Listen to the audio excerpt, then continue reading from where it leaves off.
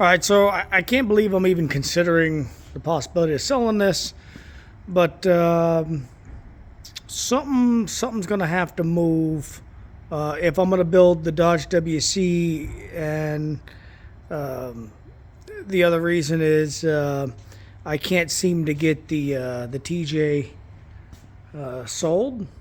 I kind of thought that would be somewhat of a decent sell, but a couple of people here and there, they say they're going to show up, they don't show up. They ask questions. It's the whole marketplace dilemma. So, reality is if I'm going to build the Dodge WC like I want to, there's going to be some expenses with it. There's going to be some things that I'm going to have to do, and if I want to get the project moving, I got to free up some funds. And as much as I don't want to get rid of the 1980 Toyota,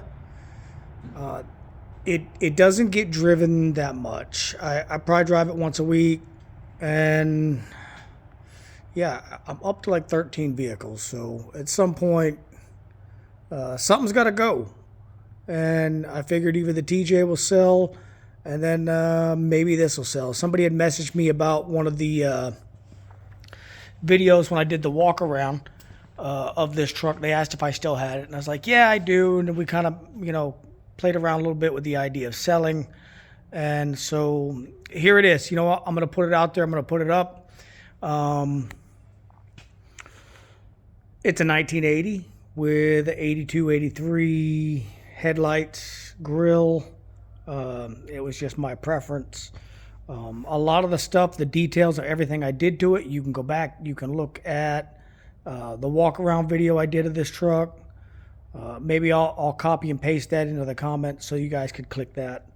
And then, yeah, I mean, I guess the big question is everybody's going to want to know is like, well, what are you asking for? Because if I see something on YouTube and I see something's for sale, the first thing I do is I click on it. I go, okay, well, what's the asking price? What are we looking at? And again, I don't feel like this truck is the cleanest early Toyota pickup around. I definitely think it's nice. It's very presentable.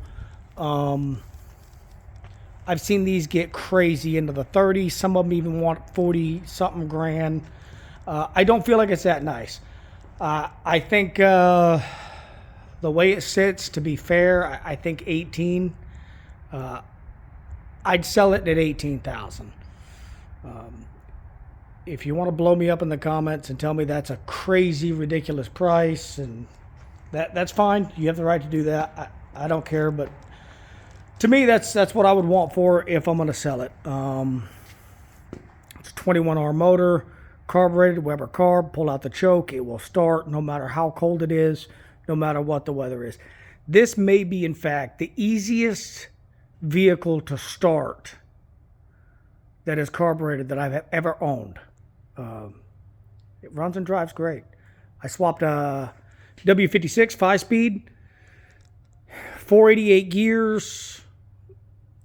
It will go down the road, go down the highway. 65, pretty comfortable if you really want to cruise it and push it. About 70 is about the max speed that this little 21R motor can really move. So it is drivable. Power brakes, power steering, high steer kit. Again, I'll post the other video in the comments. And oh yeah, the contact info. Shoot me an email if you're interested, and this is the truck you've been looking for. It's your dream truck. I completely get it. Shoot me an email, Dana.chick at yahoo.com.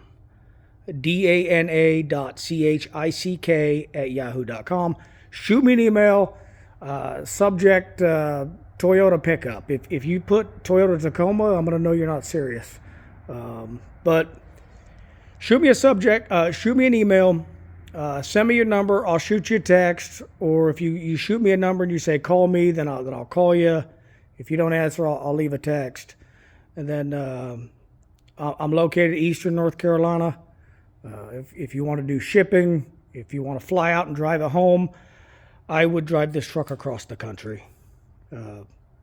I've had it for a good number of years, and it's a very reliable truck. So, yeah, I'll leave it at that. And yeah, shoot me an email if it's something you're interested in. Again, I hate to sell it, but if I'm going to get this Dodge WC finished up and put back together, again, I'm still messing. I can only do the metal work on the cab for so long before reality hits and says, okay, I need a motor, I need a trans, I need a pedal assembly. I still got to go pick up the axles. Yeah, it's going to be a huge build. It's going to be a cool build. And to me, that's what I like doing. I like building the trucks. I like putting them together. So one of them's got to go. If you want the Toyota pickup, I'm going to price it at $18,000. If you're going to lowball me, just save yourself the time. I'll tell you to have a nice day. It's fine. And if you're interested in a 2005 Jeep TJ with a 6-speed manual, 456 gears, I put a high pinion 30 front, Dana 44 in the rear axle, disc brakes all the way around. It is a G2 axle disc brake conversion kit for that axle. So this can actually just swap interchangeable with Rubicon disc brakes right off the shelf. Easy day. Yeah. Both of these vehicles are rust-free California vehicles. I had built this out in Cali, brought this back from Cali. Same thing with the Jeep TJ. So if you want a TJ, I've dropped the price at this point down to $11,500 on the TJ. 121,000 miles on that. And yeah, very clean. Showing 51,000 on the odometer. I am almost confident that has probably rolled over, but either way, just saying, it's pretty clean. And we'll do a quick start up. Pull out my choke a little bit.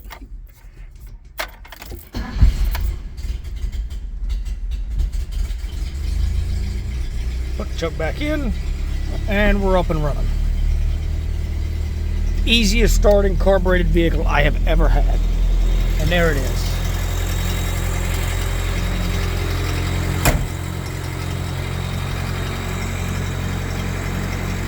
And a quick shot of the motor. The sticker says it's a 20R, but that's just because it's what most people know.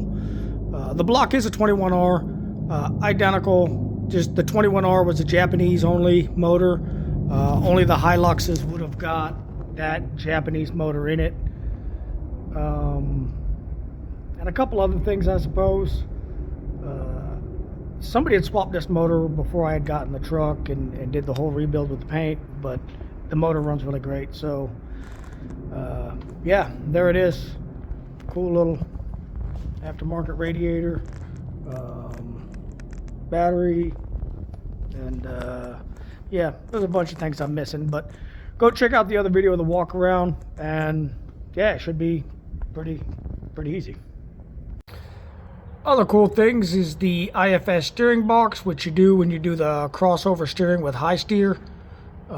This is the high steer arms, putting the steering above the leaf spring. If it looks kind of wet under here, I did kind of just rinse it off. We're in a little bit of a pollen season. Pollen gets everywhere, but this is quite the upgrade. If you have a factory old school Toyota pickup, your steering arm would have been down here, just kind of on that knuckle, which creates the bump steer.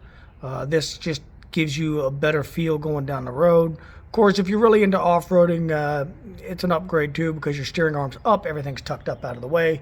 And if you see people mount these boxes where they have a drop pitman arm, it's not necessarily because they didn't know what they were doing, it's just because they didn't realize, like, hey, if you have the option when you convert to an IFS box, you do have the freedom to put that box anywhere you want. So you can set it up so you can run a flat pitman arm. And it's a stronger pitman arm. It's a better feel. So yeah, it's there too. And these are 33 10.5 15s, kind of that skinny old school 4x4 look. And the factory steel SR5 rims that you would have gotten in 1980. Cool thing is, what makes this an SR5? Most people think, well, that's because it's got the manual in it. No, you could actually get an SR5 even with a 4-speed. But this did swap to a 5-speed transmission. But what makes this truck an SR5 because you can't look up an SR5 82 or older or 81 and older. One or the other, don't quote me on it. 82 and newer, you can look up by the VIN number. The only way you're going to tell whether this was a factory tilt column, which it has a factory tilt column, and it has a tachodometer. But there it is. It's a heartache, nothing but a heartache. Hits you when it's too late, hits you when you're down.